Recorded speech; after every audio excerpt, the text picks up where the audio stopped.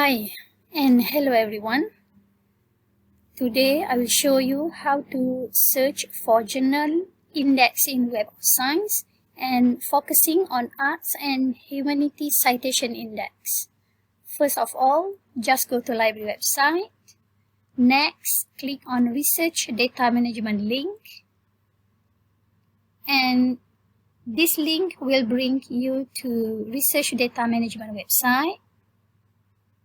Next, under Journal List, find Journal List Arts and Humanities Citation Index and click on that. Okay, so this is the list. Ctrl F and find the journals that you are looking for. For example, I search for ethics.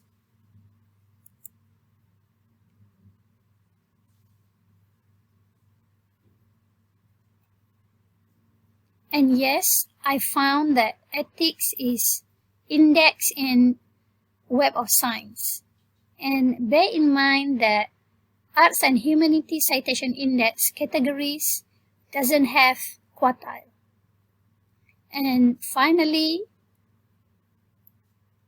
please remember that this list is updated on January 2020.